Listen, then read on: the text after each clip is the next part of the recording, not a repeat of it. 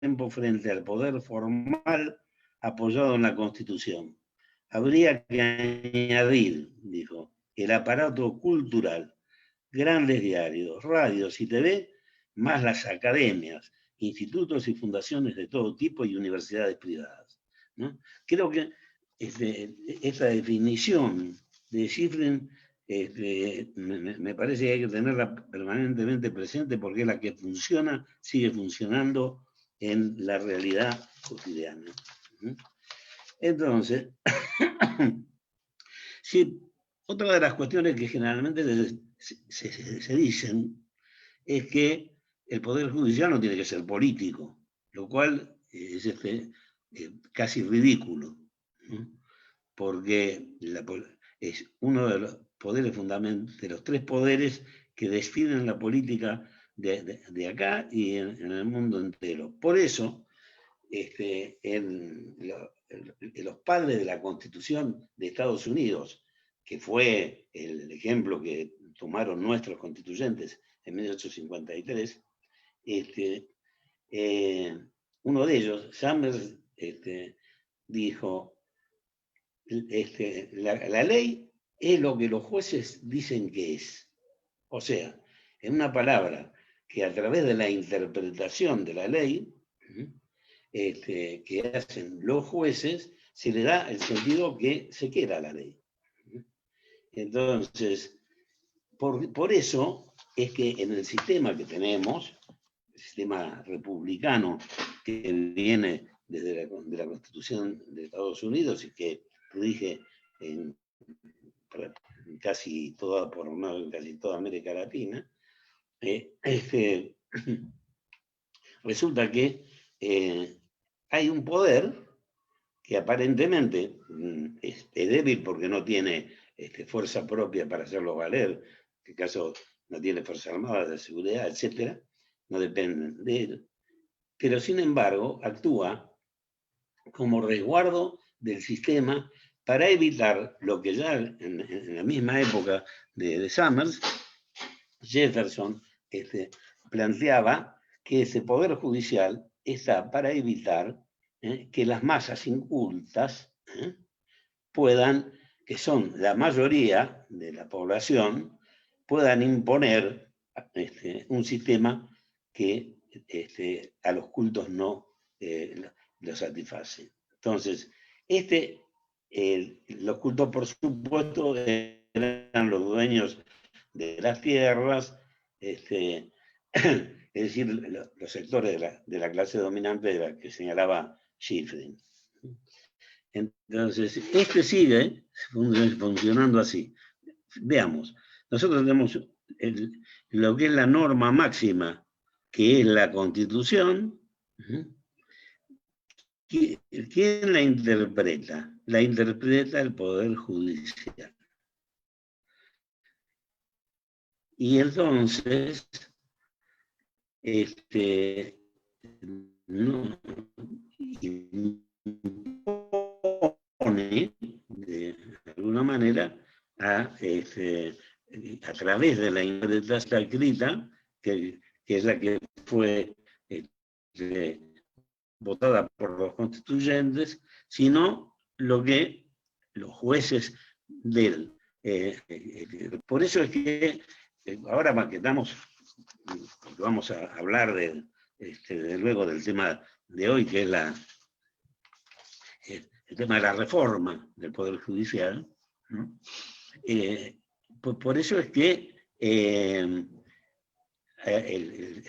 centro de la cuestión tiene que ver con con la utilización de ese instrumento para frenar cualquier cambio que se sienta que perjudica a la clase dominante. Tomemos el ejemplo que tuvimos más reciente, que fue el problema de la lucha de largos años en la que participaron como muy pocas leyes una discusión de más de 200 organizaciones durante una cantidad de años, etcétera, para perfilar una ley para democratizar el acceso a la información por parte del pueblo argentino.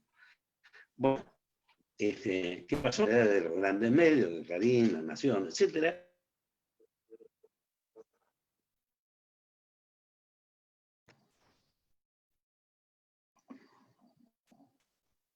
Hola, hola, Venus. Se entrecorta mucho. Ahora vamos a tratar de ver el tema de la conectividad. Perdón, no te escuché. Creo que tiene la cámara apagada. Si puede encenderla. Puede ser. ¿Así? ¿Y hasta dónde llegas? Parece que hay un problema con la conectividad. Ahora se lo escucha un poco mejor. ¿Así? Bueno, supongo, pero fue reciente Sí. la cosa. Así que, no, digo que en el caso, tenemos un ejemplo, digamos, bastante reciente, que fue el de la ley de medios, y que yo señalaba que esa ley había sido producto de una discusión en la sociedad argentina que no tuvo ni, que yo registre, y tengo unos cuantos añitos, que registre de una ley que se haya discutido tanto tiempo, tan a fondo, etcétera. Y cuando llegó a la Corte Suprema dijo es constitucional, pero al día siguiente, de su modo de decir, a la semana,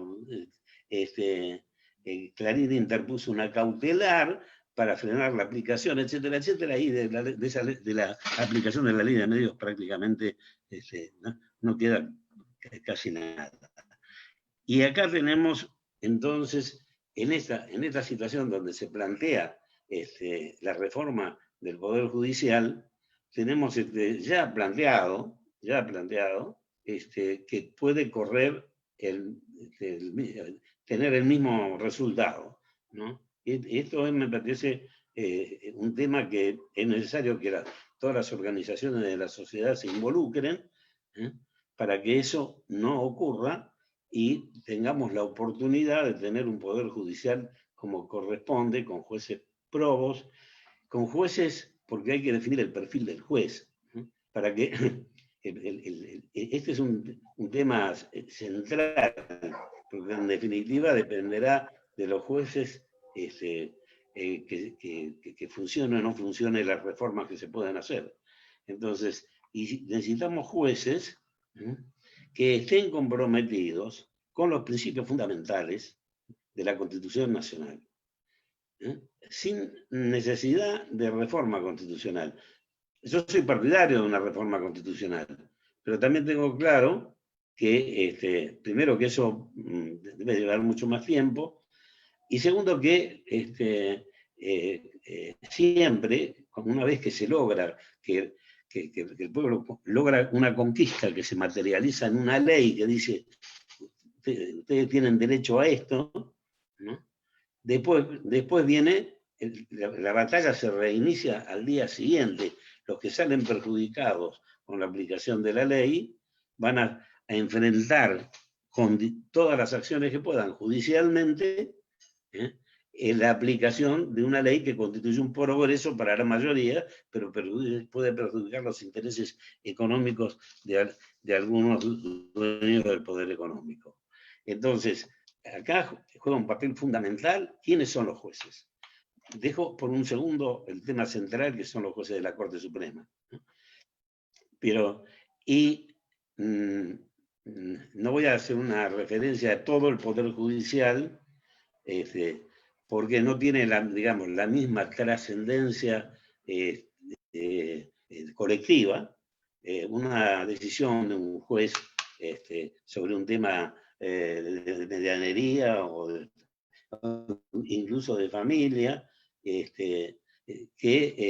o donde están en juego intereses contrapuestos de dos particulares, que aquellos jueces que deciden sobre los temas centrales que afectan la vida de la mayoría de la población.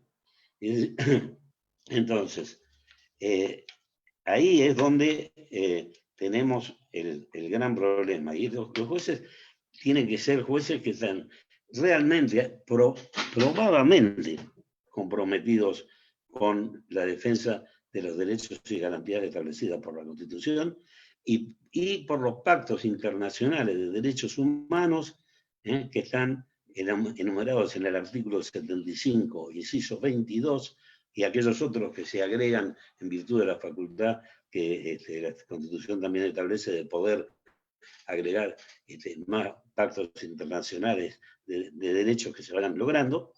Entonces, tienen que estar comprometidos con eso, pero no de palabra, porque no se trata de que vengan, cuando hay un concurso para designar juez, vengan al Consejo de la Magistratura, al examen del Consejo de la Magistratura, y conociendo cuál es la posición que puede tener la mayoría del Consejo, hagan buena letra y ellos son fervorosos defensores de los derechos constitucionales de todos nosotros. No, es necesario que además esté acreditado eso en su vida profesional, como abogados, en su actividad académica, es decir, en hechos concretos que demuestren que van a ejercer la magistratura como corresponde que sea de acuerdo a lo que dispone la norma fundamental, ¿no? Esa cuestión es una cuestión central, porque en definitiva son las mujeres y hombres que están, que tienen el cargo de juez los que definen en definitiva si tengo o no derecho a lo que estoy reclamando. Y que sobre todo en cuestiones que hacen a valores fundamentales generales como la libertad, no actúen como están actuando, como han venido actuando los jueces que adhirieron a las posiciones del macrismo y pueden tener años a alguien detenido sin sentencia condenatoria firme. Que tenemos una buena cantidad y el caso más grave, ¿no? El caso más grave es el de Milagro Sala. Entonces, es decir, necesitamos jueces comprometidos, no partidariamente, políticamente, porque la política no es algo deleznable, la política es una cuestión fundamental que hace a la decisión sobre la vida de la colectividad. Entonces, entro rápidamente porque me parece que lo más importante y que a mí más me agrada es que podamos tener después un debate, escuchar las opiniones de ustedes y desarrollar un debate. Hay un proyecto que,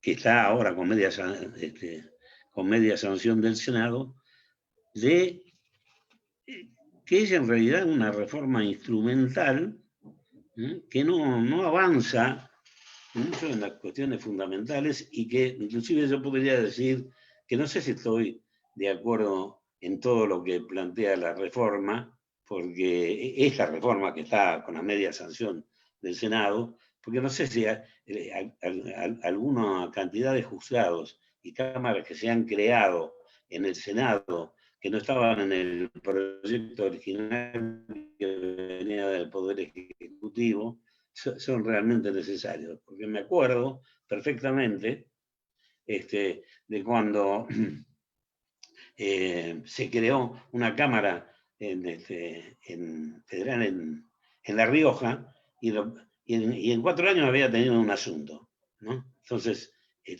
realmente, probablemente esto tiene que ver con el juego político que se da en el Senado o en la Cámara de Diputados, etcétera, para obtener los votos necesarios. Entonces hay que de pronto darle gusto a un gobernador que está pidiendo, no sabemos si por razones políticas o porque tiene un pariente, para ponerlo de juez, entonces crear un tribunal a ese efecto. No sé, pero de todos modos este es un tema simplemente marginal, que lo dejo planteado, porque no puedo afirmar que en tal lugar sí hace falta, no hace falta, etc. Por ejemplo, se está planteando, pero me parece algo muy llamativo, que se está planteando un juzgado federal más en Reconquista, provincia de Santa Fe, es decir, donde, donde está el tema Vicentín, y que en uno, o la mayoría de nosotros, salvo el doctor Kraut probablemente, que se acaba de incorporar según veo, tenía noticias de que existía un juzgado federal en Reconquista Santa Fe. Ahora parece que vamos a tener dos. No sé, es decir, no puedo abrir juicio sobre esto, pero me parece que juegan algunos factores que no tienen realmente que ver necesariamente con el Poder Judicial que hace falta. Pero de todos modos, este tema en realidad no está afectando para nada la posición, porque seguramente, es más, alguno de ellos, algún sector de la oposición, puede, después cuando el tema va al Senado, el pedido de acuerdo para no los jueces que tienen que integrar ese tribunal, van a poder negociar y poder meter a algún amigo también. Pero esto forma, ¿por qué es importante sostener este proyecto, aunque no me satisfaga, sostener la discusión de este proyecto? Porque en realidad de lo que trata de hacer la oposición es de debilitar en todo lo que pueda al gobierno nacional. Pero el tema central de la reforma es el que está empezando a debatirse en la comisión consultiva que se creó para discutir el tema de la Corte, el tema de la justicia federal, el tema, y yo creo que el tema que debería discutir el tema del Consejo de la Magistratura. Y en esto, realmente, en estos últimos días, sí, tengo que terminar. ¿Cuánto tiempo tengo? ¿5 minutos? ¿2, 3? No. ¿Cómo? Disculpe que lo interrumpan. Quizás si puede encender la cámara, que la tiene apagada. No, está encendida, ¿eh? La cámara no, donde dice silenciar, no. A ver. Al lado hay ¿Ahora? un dibujo de una camarita. O el video, ¿querés? Video. ¿Video? Bien, Sí. ahora se me ve. A ver, un momento. Ahí está. Ah, sí. Impresionante. Bueno. A pedido del público. Bueno, para ir avanzando, porque no me parece que ya me estoy extendiendo por ahí demasiado, pero pasan fenómenos realmente insólitos. Diría si se hace política en serio.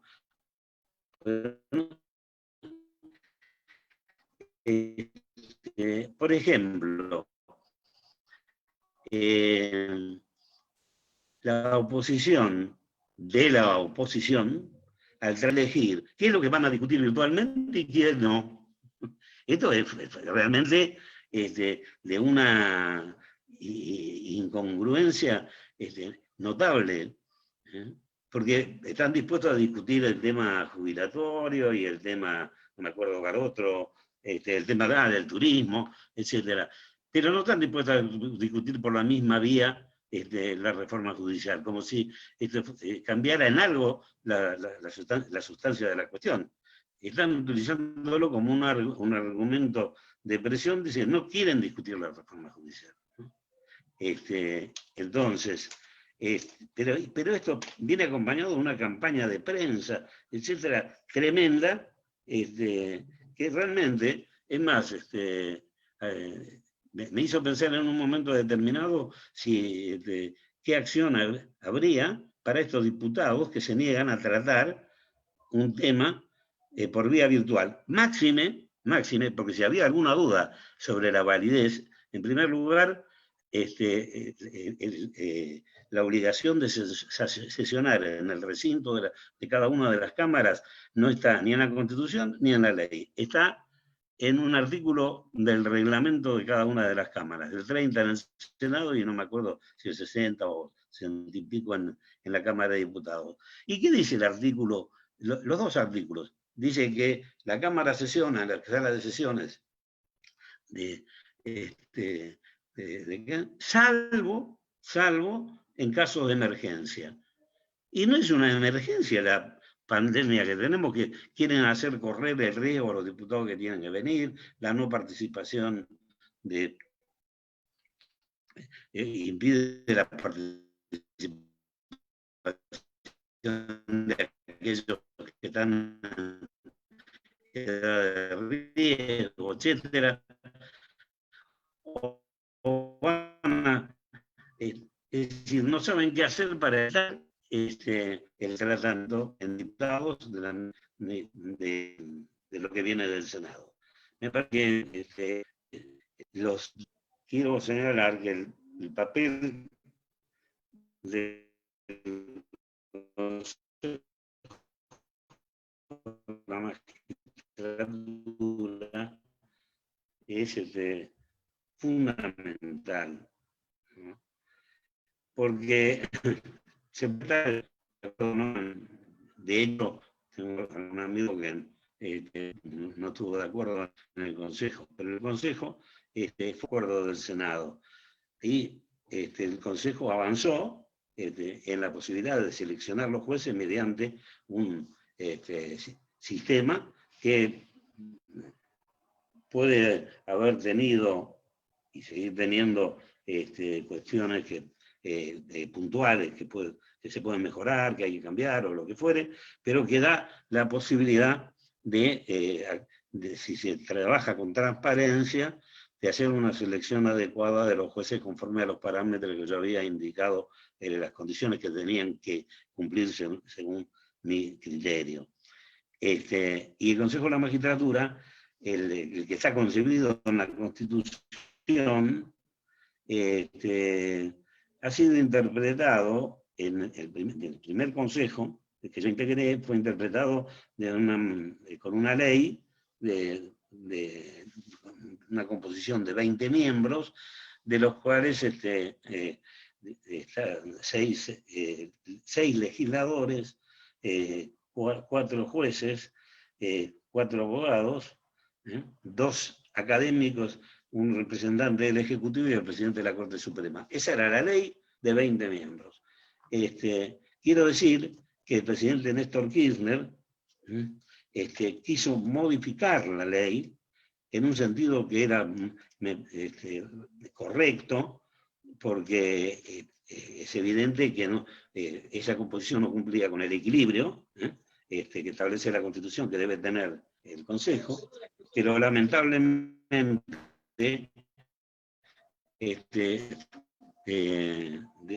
no llegó a tratarse durante nadie, lo reivindica, era un proyecto excelente, comparativamente, sin ninguna duda, muchísimo mejor, y se fue a un proyecto que, con la composición actual que tiene, que incrementa notablemente el desequilibrio existente entre los distintos componentes, y de manera que el sector, digamos, político partidario tiene un peso mayor que el que tenía en el pasado.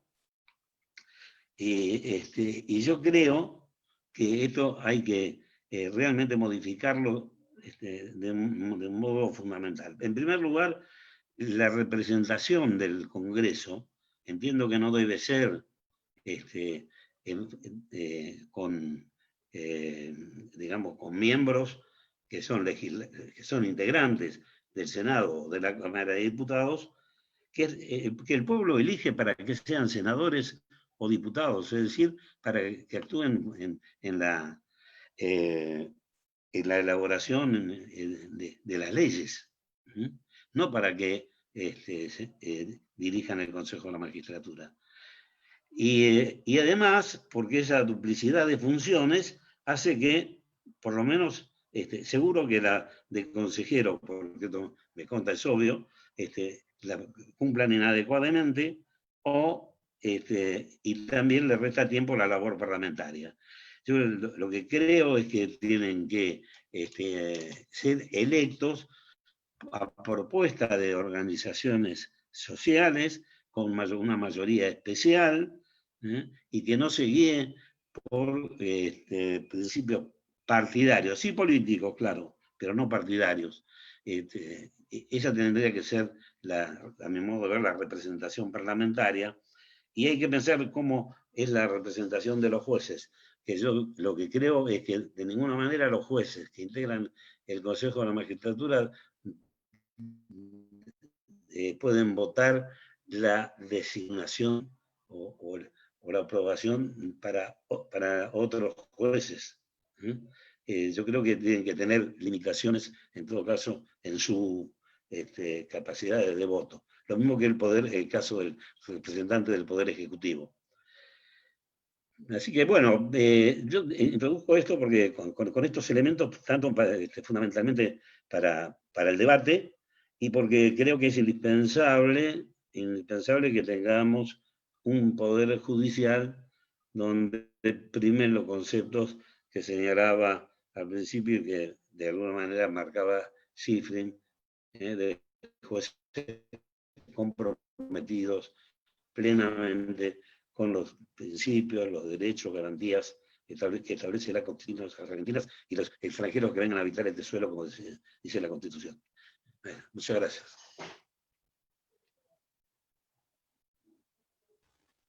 Bueno, en principio un agradecimiento muy grande al compañero Venus, no solo por la claridad, sino porque esa claridad también se sostiene con el ejemplo. Yo lo que recuerdo muy claramente fue su participación en el juicio ético a la Corte, a aquella famosa Corte automática, que para uno que iba por un sindicato era una pelea, pero la valentía de los compañeros, como decimos, los abogados de la matrícula o el abogado de a pie, ir a hacerle un juicio ético a la Corte era una valentía importante y un compromiso. Así que la importancia de todo ese conocimiento y todo esto que nos transmite, más sostenerlo con el ejemplo, para nosotros es importantísimo. Así que agradecer muchísimo. Y bueno, agradecer a Marcelo de Gori, que es el secretario adjunto de San Isidro, de AJB, que está operando. A Martina Richards, que es de la CTA de Relaciones Internacionales, que es la que nos ayudó a hacer todo esto, a poder operar. Está presente Martín Vizcarra, referente del Encuentro de la Militancia Judicial de La Plata, Jorge Insaurral de Taján, de la Asociación de Judiciales, Ricardo Hermili, de la APDH de Mendoza, Diego Chazarreta, de SICORA, Sindicato de Conductores de la República Argentina, Clara Colectivero. Después, importante la presencia, porque aparte son de los compañeros que organizaron este espacio, Rubén López, de la agrupación Será Justicia, de la AT Verde y Blanca, y Federico Vena, de la Unión de Empleados de Justicia de la Nación. También contamos con la presencia de Carlos Rebaneira, de Pregón, de Pelusa, René de Oro, del Comité de Milagro Sala, y compañeros que también participaron de las primeras conversaciones, Mariana Gatafón y Diego Oliveira, de JUB, de la Asociación Judicial Bonaerense. No sé si llegó a entrar Hugo Yasky, que tenía un llamado desde Brasil. Hugo, muchísimas gracias por poder estar. La verdad que Hugo debe ser de las personas más requeridas de estos días, y que hayas podido desocuparte para participar en la reunión. Te lo agradecemos muchísimo. Recién, bueno, fue muy claro Venus en un ejemplo de lo que tiene que ser una reforma, lo que tiene que ser un poder judicial, lo que tiene que ser la participación democrática en la justicia, o como él aclaró, para utilizar bien los términos y para no confundirnos, en el servicio de administración de justicia o en el Poder Judicial. Así que creo que no necesita presentación. Hugo Yasky, el secretario general de la CTA de los trabajadores, de los trabajadores y diputado nacional, y también, como resaltábamos de Venus, de los compañeros que, además de decir cosas importantes, las sostienen con la misma coherencia, por lo cual para nosotros es muy importante su ejemplo. Así que, Hugo, te paso la palabra. Gracias.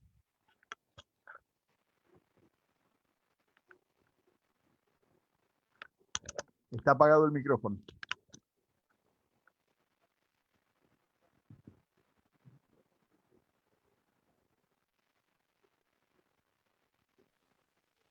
Ahora sí. Ahora perfecto. ¿Ahora me escuchan? Bueno, Perfecto. buenas tardes y gracias por la invitación. Me parece muy buena iniciativa. Creo que es importante que desde la representación de los trabajadores dentro del Poder Judicial tengamos la posibilidad de convocar este tipo de debates. Y creo que estoy convencido de que no tiene que ser un tema que sea un coto cerrado de los expertos en la materia. Este es un tema en el que tendríamos que intentar que no solamente los sindicatos vinculados a la actividad judicial participen y opinen, sino que tendríamos que tratar de extender este debate al conjunto de las organizaciones y a las centrales sindicales y a todo aquello que represente a la sociedad civil. Terminar con la idea esa de que la sagrada familia judicial se basta a sí misma y es un coto cerrado, inaccesible para el ciudadano común.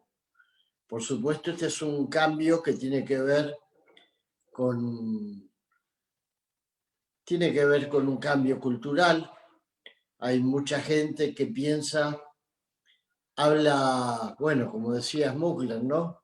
Habla de la justicia con mayúscula, en lugar de hablar del sistema de administración de justicia o del Poder Judicial. Y eso le confiere una especie de categoría que la ubica por encima de los otros poderes de la nación. En el tema específico, creo que lo habrá dicho, me imagino, Venus, yo alcancé a escuchar la última parte, pero bueno, ha habido un cambio que tiene la matriz en una política que se ha impulsado desde los Estados Unidos de Norteamérica y que consiste en utilizar el aparato judicial y a una casta de jueces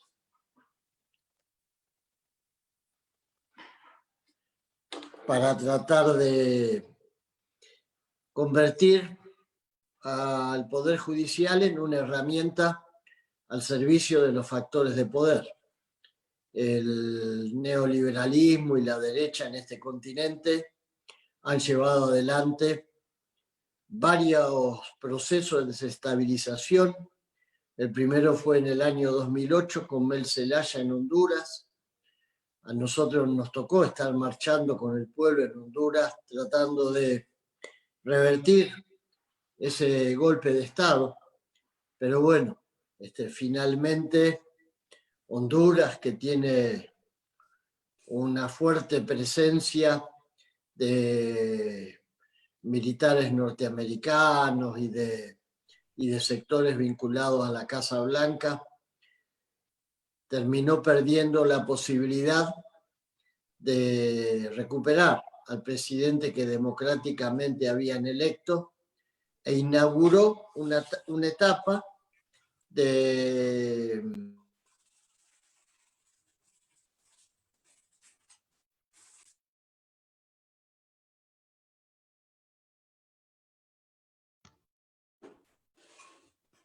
No se No se escucha. escucha.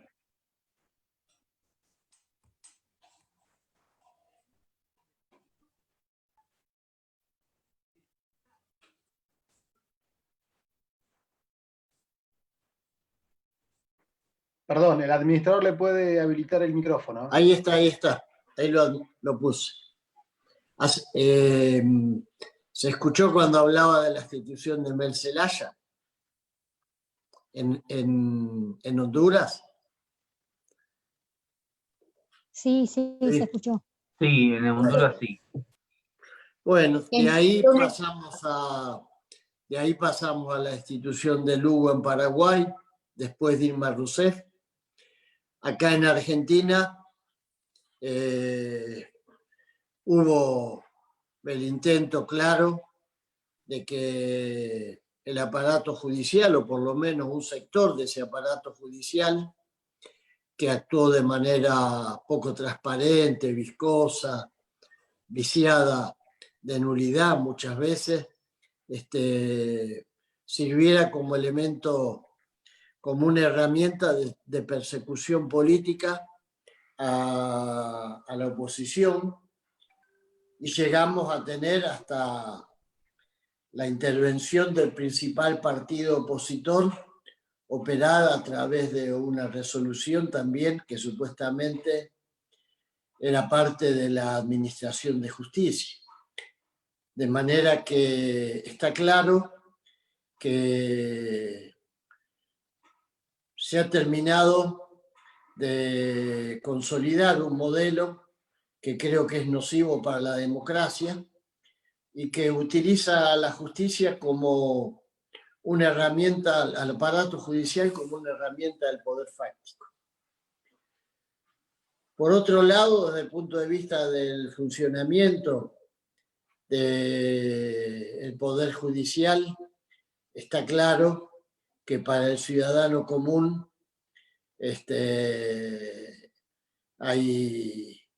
hay una valoración mayoritariamente negativa. Hay una serie de distorsiones que ustedes muchas veces las han denunciado. La carencia de elementos, la falta de equipamiento, la falta de personal, y una especie de Corte Suprema que actúa como un elemento absolutamente refractario a cualquier intento de modificar esta situación. Hemos tenido casos como esa insólita situación de una ley que se aprobó con gran participación de los sectores populares, como fue la ley que venía a consolidar un nuevo esquema en relación con los medios de comunicación y con el derecho social a información. Y esa ley, que se peleó por ella durante años, desde la década del 80, que se generó a través de un proceso participativo que se extendió a todo el país y que incorporó a una cantidad enorme de organizaciones de la cultura, de la sociedad civil, del sindicalismo. Esa ley terminó siendo interrumpida en su aplicación por medidas cautelares, por ejemplo. Esto habla a las claras también de una enorme distorsión y de un funcionamiento viciado que atenta contra la democracia y sobre todo contra ese principio de la imparcialidad de la justicia, ¿no? Creo que el aparato de justicia en la Argentina permite arbitrariedades, abusos de poder, cuando se trata de los sectores del poder dominante, cuando se trata de los que poseen la sartén por el mango. Un ejemplo claro, lo sucedido con el Grupo Vicentín.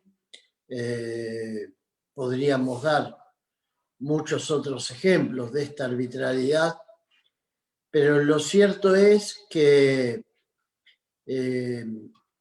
todos tenemos la sensación de que la justicia, que supuestamente debería tener los ojos vendados, cuando se trata del poder fáctico, se corre la venda. En todo caso, se la pone y a veces se la pone mal cuando lo que se juzga son a la gente común, a la gente del pueblo. Eso de... Yo sé que forma parte de nuestra historia, tampoco es algo que se le pueda achacar a lo sucedido en la última década o década y media, pero creo que todos esos males se han profundizado. Creo que hay mucha gente común que padece el pésimo funcionamiento de la justicia. La prueba la tenemos en la cantidad de gente que está en este momento encarcelada y cuyos trámites se dilatan, se alargan, no terminan nunca. Creo que ese también es un aspecto que deberemos tener en cuenta y tratar de resolver. Y dicho esto, que es lo que como secretario general de la CTA, en pocas palabras, sintetiza nuestra lectura sobre el tema, ahora como diputado y parte del Frente de Todos, creo que ha habido todo un intento de generar una situación, yo diría, de empantanamiento del debate legislativo. Hay como una idea de que la minoría de Cambiemos puede arrogarse el poder de veto para definir qué temas se tratan y no se tratan. Escuché a Venus al final que planteó algo de eso. Creo que en última instancia el Frente de Todos lo que está haciendo es cumplir con el contrato electoral. Durante la campaña electoral, una de las banderas que se levantó fue la necesidad de reformar la justicia. Uno podrá discutir si esto que se propone es la reforma que uno espera, si esto es simplemente un enjuague, si esto va a ser efectivo o no. Todo eso lo puede discutir y para eso está habilitado el Parlamento, para eso seremos convocados a opinar las organizaciones sociales, sindicales.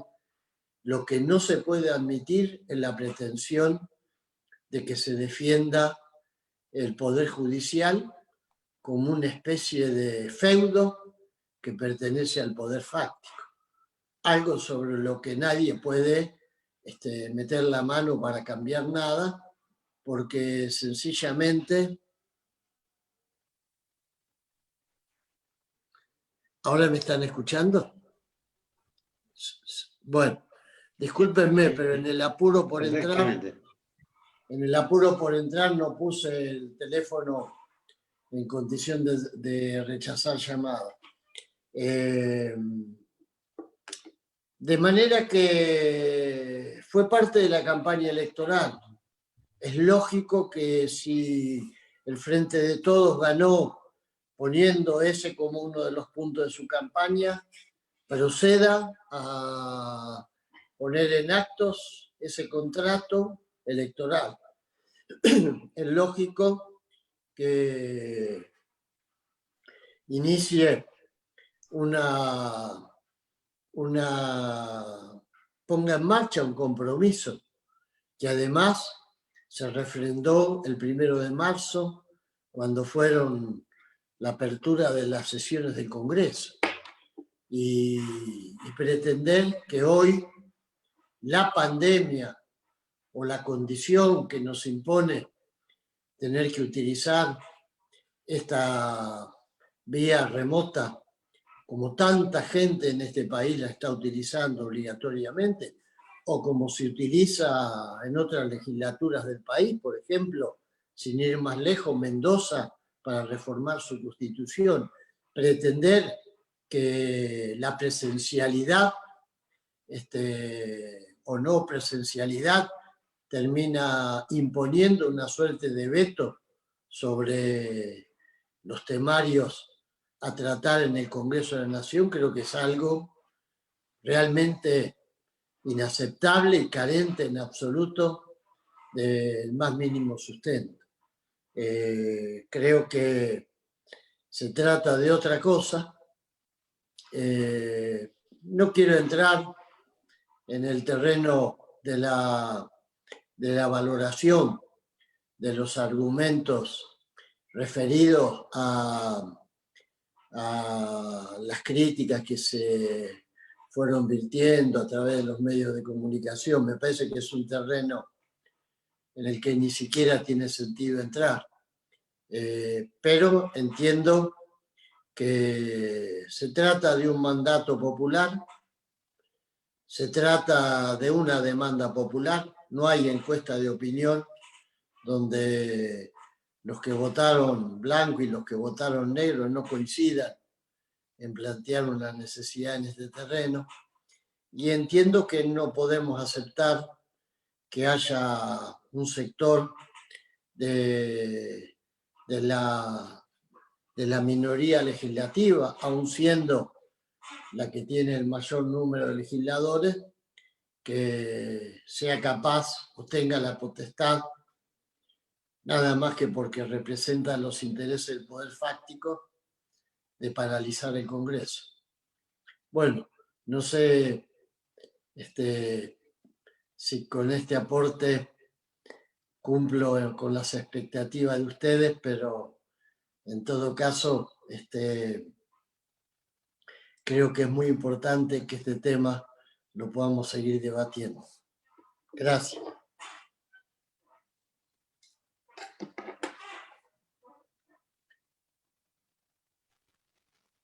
Bueno, muchísimas gracias, Hugo.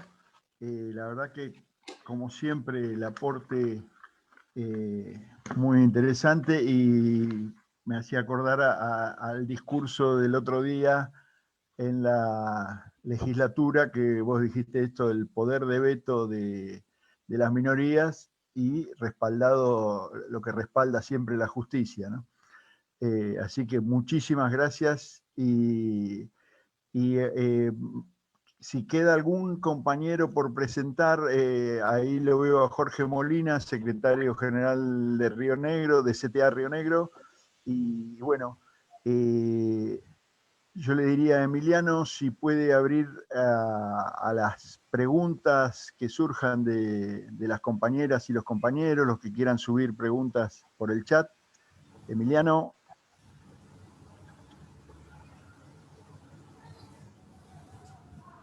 Bueno, hola compañeros, compañeras.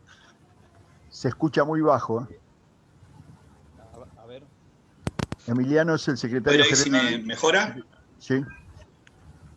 De Citrajur. Bueno, lo que no veo en el chat, veo opiniones, pero lo que no veo son preguntas. Así que si quieren ir haciendo preguntas, compañeros y compañeras en el chat, ahora es el momento.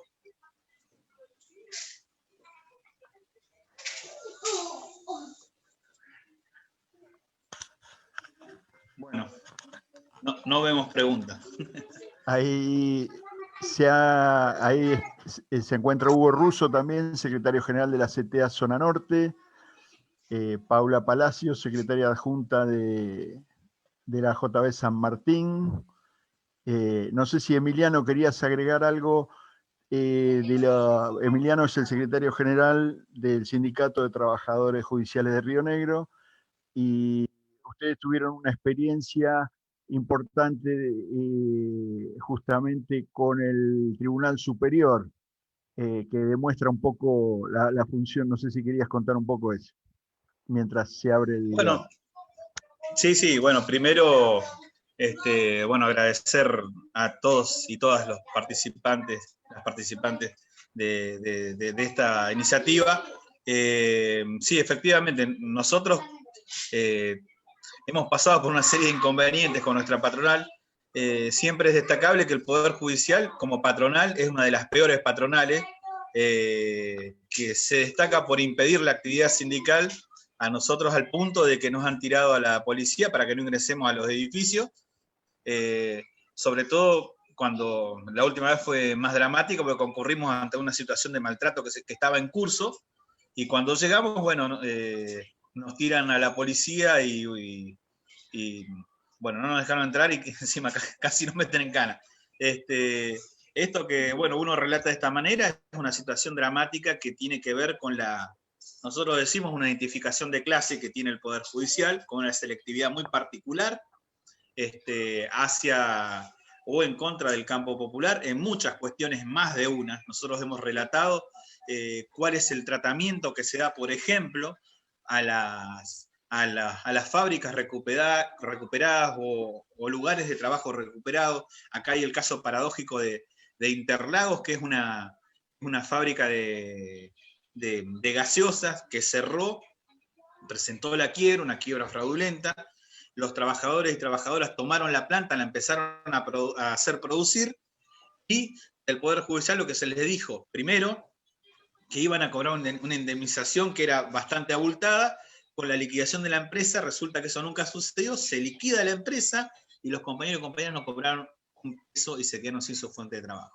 Hoy está pasando algo similar también con otro lugar de trabajo, un aserradero que se ha hecho cooperativa, y hay una situación, un tratamiento hostil de los poderes judiciales a estas situaciones, y paradójicamente cuando pasan otras, como la de Vicentín, que son casos extremos, pero ahí vemos cuál es, de dónde se para el Poder Judicial para tratar un tema o no. Bueno, nosotros cuando hablamos de la reforma judicial, decimos que el Poder Judicial tiene que ser reformado para representar los intereses populares. Y la única forma de que represente los intereses populares es que esté el pueblo adentro en los lugares de definición. Esto es el Consejo de la Magistratura, esto es, bueno, en todos los espacios en los que se definen el ingreso, el régimen disciplinario y, por lo tanto, el egreso de los funcionarios, es la única forma, porque los jueces duran lo que dura su buena conducta. ¿Y quién determina eso? Si lo determina la propia corporación judicial asociada a los colegios de abogados, muy difícilmente lleguemos a un control popular de esto. Ni hablar de la elección popular de jueces y funcionarios y funcionarias judiciales, ¿no? Estamos lejos de eso. De lo que estamos hablando es de avanzar en un proceso de reforma, y que hoy esta reforma judicial como está planteada, que es, digamos, lo que se puede hacer, fíjense el grado de oposición que tiene, y por eso nosotros coincidimos en decir que la cuestión de la reforma judicial y el rol del Poder Judicial tiene que ser un debate popular, no solo de los especialistas, ni siquiera de los trabajadores y trabajadoras judiciales, tiene que ser un debate de todas las organizaciones populares, porque es ahí hacia donde se definen un montón de cosas. Los destinos de muchos trabajadores y trabajadoras se definen o se dirimen en el Poder Judicial, y no podemos tener un Poder Judicial que sea lento para las cuestiones urgentes para lo popular, y sea expeditivo y contundente las cuestiones que afectan a las corporaciones, como bien dijo el compañero Muckler sobre la ley de medios, que lo citó muy bien. Así que bueno, hacer una pequeña reflexión con respecto a eso, era el único aporte que quería hacer. Y bueno, y una vez más agradecer y decir que bueno, que la intención nuestra es mantener este espacio de trabajadores y trabajadoras judiciales, porque queremos sumar nuestro aporte hacia lo que creemos que tiene que ser el Poder Judicial, repito, no en soledad, sino en compañía de todas y las organizaciones populares. Así que muchas gracias. Gracias. Ahora sí hay preguntas. Hago las 3 preguntas porque quizás se enlazan después de alguna manera.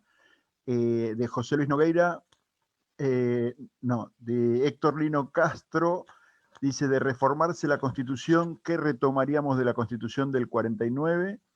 y qué debería dejarse de la Constitución del 94. Después de Claudia Roca, para el doctor Smukler, cómo debería estar conformada la Corte Suprema, y de Claudia Roca para Hugo Yasky, la Cámara de Diputados tiene previsto convocar a las organizaciones y asociaciones sociales en general interesadas en el funcionamiento de la administración de la justicia para que hagan su aporte. Y de José Luis de la Matanza, se puede pensar en un poder judicial con jueces no necesariamente abogados, entendiendo que el servicio de justicia cada vez más tiene que ver con una interacción de profesiones. Tranquilamente podríamos pensar en un juez contador, médico, psicólogo o nada, quien para el caso necesario sea asesorado por un abogado. Como a la fecha un juez abogado es asesorado por profesionales de otra disciplina. De Martín Navarro al doctor Smukler, respecto de las reformas a tener en cuenta para evitar que el control de constitucionalidad de las normas y el dictado de medidas cautelares se utilice como freno de las leyes troncales como la de medios. Bueno, ahora sí, le dejamos esas sencillas preguntas.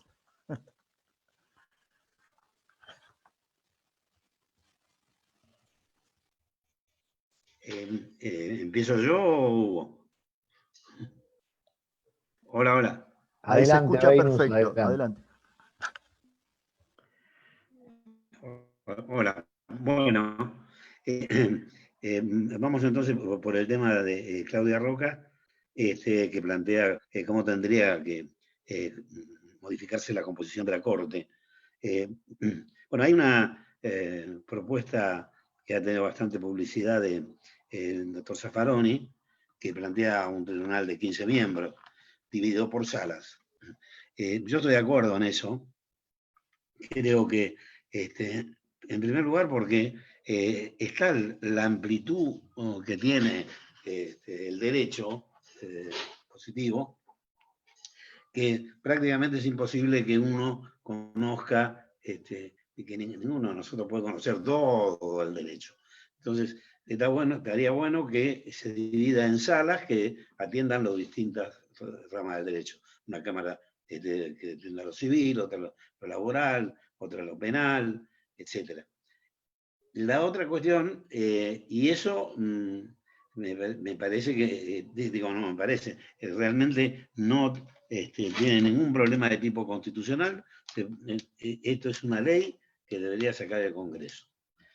Y que es urgente, porque yo no tengo las cifras de hoy, de la cantidad de causas que hay pendientes en la Corte, que son miles, y donde los integrantes de la Corte, en gran parte de ellos, firman prácticamente lo que es elaborado por sus secretarios, sin tener un dominio real del campo específico en el que tienen que definir. Ese es un aspecto, pero puede ser 15, 12, pero sería muy importante eso. Eso, claro, no resuelve totalmente el problema, nada más que desde el punto de vista que podría darle más agilidad y reducir los tiempos. Es importantísimo para hacer efectivo cualquier derecho. Así que en una reforma constitucional hay un tema que en realidad generaría un debate si es indispensable cambiar la Constitución o no, ¿no? En ese sentido. Es decir, tener un tribunal constitucional.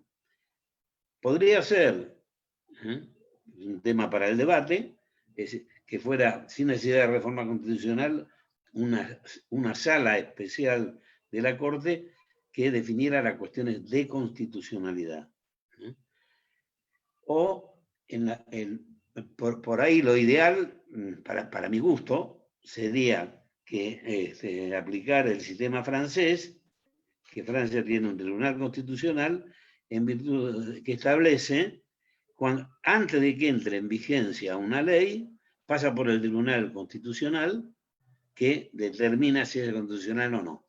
Es decir que, y cuando el tribunal constitucional dijo constitucional, ya no es un tema a discutir en otro tribunal. la ley es constitucional. Así que creo, no sé, que con esto respondo a lo que plantea la doctora Roca.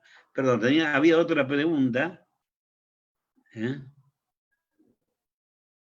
que no sé, Navarro dice, respecto a la reforma para evitar que... bueno, está dentro de... hay dos preguntas. Una que dice, me pregunta, respecto a la reforma a tener en cuenta para evitar el control de constitucionalidad de las normas y el dictado de medidas cautelares, se utilice como freno de las leyes troncales como la de medios. Bueno, con lo que acabo de decir, si se determina previamente la constitucionalidad, se resolvió el problema. Lo otro ya es la situación actual en la que, además, hay un tema.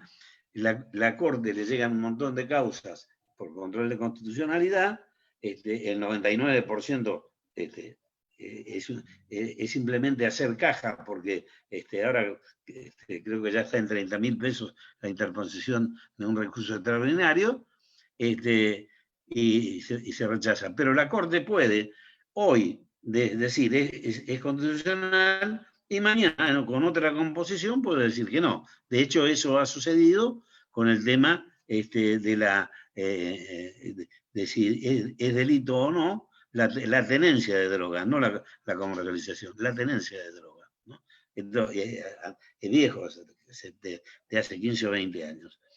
Así que creo que respondí las dos. No sé si había una tercera. A ver. José Luis. Planteo, bueno, eso tanto para mí como para Yasky, me parece, que si se puede pensar en un poder judicial con jueces no necesariamente abogados. Se puede pensar, porque la libertad de pensamiento no se debe eliminar, y de hecho, históricamente, los jueces de la antigüedad no eran abogados, no habían pasado por la Facultad de Derecho. Y hay situaciones en las que perfectamente podría ser. Depende mucho de la naturaleza de la cuestión en discusión. De todos modos, en realidad hay un aspecto en el cual ya está establecido que puede ser, y con jueces no abogados, que son si se cumple con la norma constitucional de establecer el juicio por jurados, que resuelven si alguien es culpable o no del delito que se lo acusa. Eso es una mora. En Córdoba funciona, en la provincia de Buenos Aires se empezó a funcionar, pero tiene que trasladarse a todo el país el juicio por jurado. Pero si cuando el jurado determina la culpabilidad, en el caso que determina la culpabilidad, el tribunal, porque hay un tribunal actuando que se maneja el debate, define en todo caso la condena, el monto, etcétera, de la condena. Pero sí, además es importante que los ciudadanos y las ciudadanas participen en la definición de la determinación de una conducta, si es o no delictiva. Para eso funciona. Además, puede también pensarse por ahí en disputas entre vecinos. Hay una cantidad de cuestiones que podrían ser motivo de tribunales no necesariamente compuestos por juristas.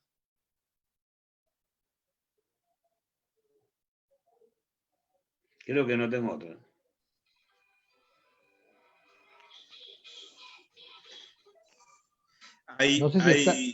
Daniel, hay una pregunta más. Está bien. ¿Hay otra? Hay una pregunta más que dice: ¿qué solución puede haber para los presos políticos, para todos los presos políticos que hay en la actualidad? Bueno, ¿De quién le quiere responder? La solución para los presos políticos es la libertad, ¿no? Esa es la solución. Precisamente por la definición de presos políticos. Son presos políticos. Consecuencia deberían estar en libertad. No debería quedar ningún preso político en el país. Eso es una enormidad que tiene que ser resuelta. Ahora hay situaciones, claro, que vienen disfrazadas, imputándoles causas que no serían políticas, pero que la realidad es que sí lo son, y que yo creo que hay que establecer, y alguna vez esto tiene que funcionar, que es que los jueces que disponen la prisión de alguien, violando su deber como jueces, haciéndole sufrir a alguien estar en prisión sin que esté probada la conducta delictiva, tienen que ser responsables de ese hecho. No puede ser, si un médico cirujano opera mal a alguien y se muere, es responsable. Si le da mal la medicación, es responsable. El abogado que lleva mal un pleito, perjudica a su cliente, es responsable. Y los jueces no son responsables. La única responsabilidad que tienen es la que tramita ante el Consejo de la Magistratura en el supuesto caso de que tengan una acusación. Bueno, son temas, pero que son temas para el debate público, me parece, y de acuerdo a eso está largo.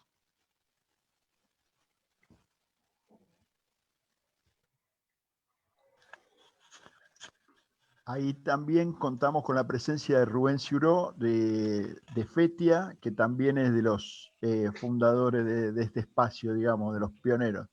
Hugo, te pasamos la palabra, no sé si viste las preguntas, vienen variaditas.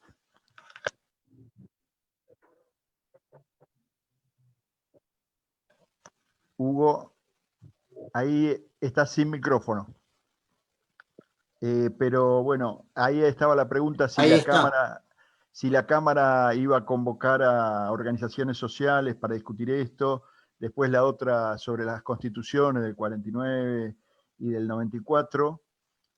Bueno, no sé por dónde querías empezar. Son todas fáciles. No, la más sencilla es que sí, yo creo que la Cámara va a convocar a distintas organizaciones, ni bien podamos encontrar una manera de que se desbloquee esta traba que hoy tenemos para el funcionamiento del Congreso. También lo creo, profe, yo también lo creo. ¿Cómo? Yo también lo creo, profe.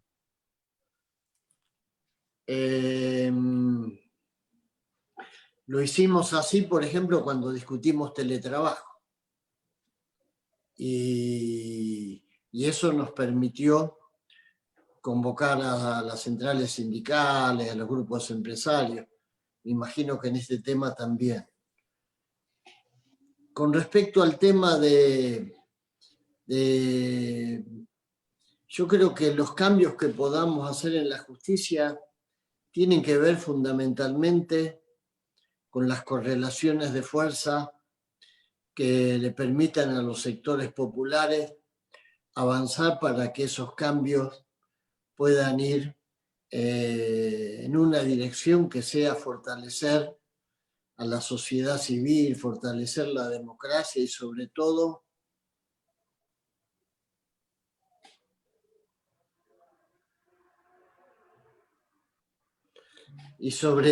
poder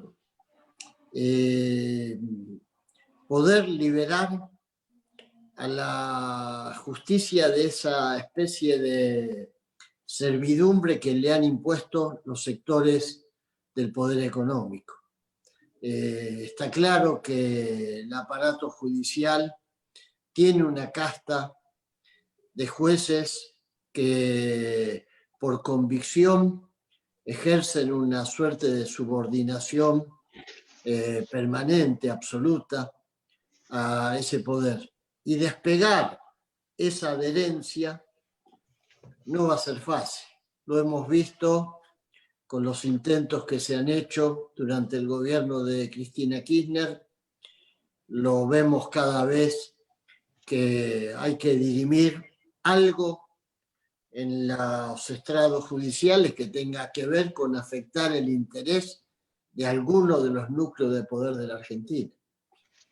Y esto claramente requiere profundizar la construcción desde el movimiento popular de una alternativa que hoy, si bien hemos podido derrotar en tiempo récord al gobierno, como lo denominábamos nosotros, de los ricos para los ricos, sin embargo, en términos de correlaciones de fuerzas que nos permitan avanzar, estamos muy, muy finitos.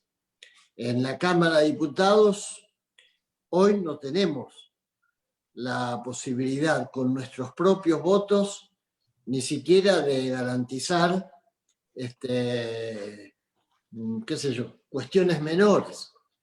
Requerimos permanentemente de la construcción de alianzas que a medida que los temas se tornan más importantes, esas alianzas se hacen más difíciles de consolidar. Pongo el ejemplo concreto del aporte extraordinario para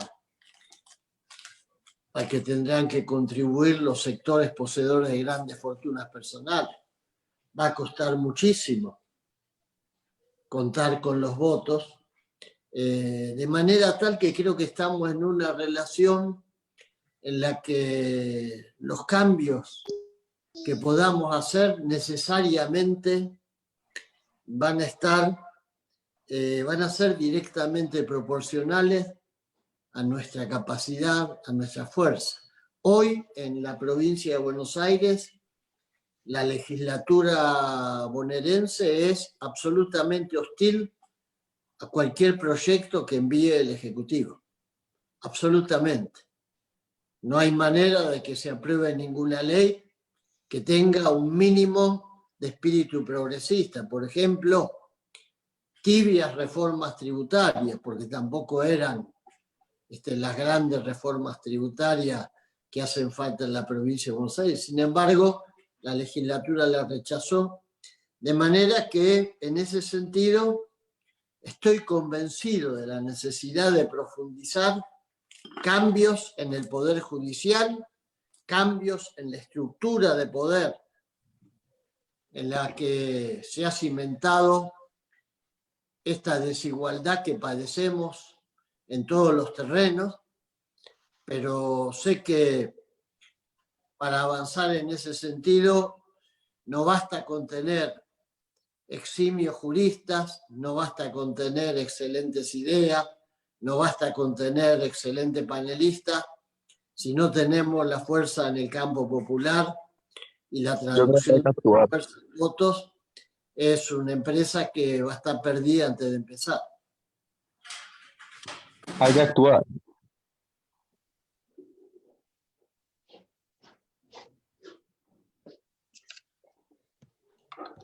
Reinus, ¿estabas levantando la mano ahí para decir algo? Sí, estaba levantando la mano, ¿no? Porque vi que había una pregunta que me parece que quedó sin responder, que me estaban haciendo, respecto a la administración de los recursos por parte de la Corte Suprema de Justicia, de los recursos destinados al Poder Judicial en el presupuesto que le asigna la ley, ¿no? Hay un tema ahí que el artículo 114, ¿se escucha? ¿Se escucha? Sí.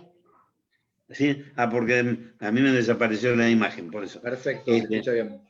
Bueno, el artículo 114 de la Constitución, el inciso tercero, establece claramente que el Consejo de la Magistratura tiene la atribución de administrar los recursos y ejecutar el presupuesto que la ley asigne a la Administración de Justicia. Bueno, acá tenemos que decir que esto está violado permanentemente porque la Corte, desde el momento en que la presidencia la tuvo todo el tiempo, en ese periodo, el largo tiempo, el doctor Lorenzetti, de hecho, le quitó esa facultad y en el momento en que, bajo la presidencia de Cristina Fernández de Kirchner, vino el proyecto de reforma judicial, negoció Lorenzetti a la vista pública prácticamente, digamos, una especie de apoyo, para que se le diera el manejo de los recursos, para consolidar eso. Y efectivamente se le concedió y luego no cumplió su parte del compromiso. Pero acá es una clara violación de la Constitución que está haciendo la Corte Suprema de Justicia de la Nación. Mala gente. El manejo de los recursos no puede estar en manos de la Corte, salvo los de su propio presupuesto, y nada más. Opino lo mismo. No sé quién dijo opino lo mismo. Pero me parece mal. Alguien que anda por ahí está de acuerdo con vos, Beynus. Te mando saludos de paso, que no te veo, pero te mando un abrazo. Bueno, igualmente. Igualmente. Bueno, la verdad que una jornada muy enriquecedora.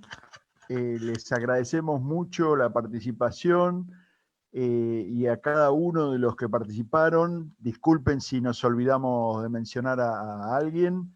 Y retomar el compromiso, porque esto que empezamos por allá por febrero y que pensábamos darle una continuidad que nos cortó la pandemia, es un espacio abierto para todos y todas las trabajadoras y los trabajadores para discutir qué modelo de justicia queremos. Esto